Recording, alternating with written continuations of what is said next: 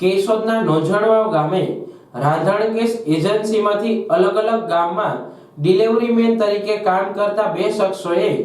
44 રાંધણ ગેસની બોટલની અને અગાઉ ગ્રાહકો પાસેથી ઉઘરાવેલી 34,600 રોકડ રકમની ઉઠાંતરી કરી રફુચક્કર થયા હતા, જેની ગેસ એજન્સી માલિક વીર ધવલભાઈ રાયજાદાએ રાજસ્થાન પડિયાલના રામ સ્વરૂપ ફરસાભાઈ રામ અને મિયાસરના સુખદેવ ભજનારામ ગોદારા વિરુદ્ધ ફરિયાદ નોંધાવી હતી।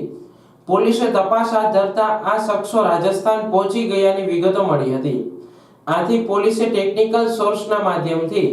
રાજસ્થાન પહોંચી આરોપી સુખદેવ ભજનારામ ગોદારા નામના શખ્સને 1,23,000 કિંમતની 41 રાંધણ ગેસની બોટલ સાથે ઝડપી પાડી તેના વિરુદ્ધ ધોરણસર કાર્યવાહી હાથ ધરી હતી। જ્યારે પોલીસે અન્ય એક આરોપી રામ સ્વરૂપ ફરસાભાઈ રામને પકડવા તેમજ વધુ 3 રાંધણ ગેસની બોટલ જપ્ત કરવા આગળની કાર્યવાહી હાથ ધરી છે। આ કાર્યવાહીમાં કેશોદ પોલીસ સ્ટેશનના પીઆઈ જાદવ સાહેબ,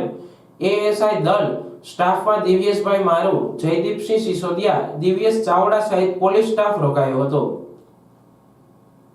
કેશોદ પોલીસ સ્ટેશન ખાતે ગઈ તારીખ 5 જૂન 2024ના રોજ એક નોકર ચોરીનો બનાવ બનેલો, જેમાં ફરિયાદી વીરધવલભાઈ સુરેન્દ્રસિંહ રાયજાદા કે જેઓને એચપી ગેસ એજન્સીની નોંઝણવાવ ગામ ખાતે એજન્સી છે, જેમાં તેઓ પોતાના ગ્રાહકોને ગેસના બાટલાનું વિતરણ કરતા હોય છે, જે રીતે બુકિંગ થાય તે રીતે। તેમાં ગઈ તારીખ 28/5/2024ના રોજ તેઓએ પોતાના એક રામનિવાસ મુનિરામ ઘાયલ જે કે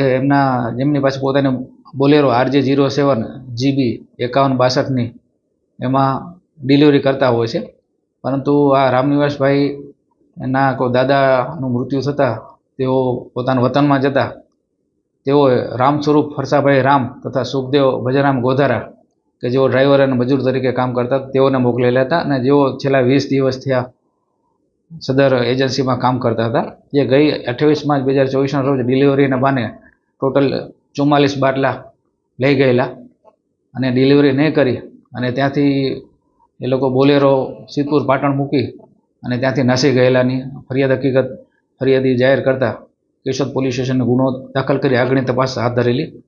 જેમાં આરોપી સુખદેવ ભજરામ ગોધારાને રાજસ્થાનથી લાવી તેઓની પાસેથી કુલ 41 બાટલા કુલ કિંમત રૂપે 1,23,000 મુદ્દામાલ કબજે કરી આરોપીને રિમાન્ડ સાથે રજૂ કરતા નામદાર કોર્ટે રિમાન્ડ નામંજૂર કરેલ, જેથી તેઓને જેલ હવાલ કરેલ છે અને બાકીના 3 બાટલા રિકવર કરવાની તજવીજ ચાલુ છે।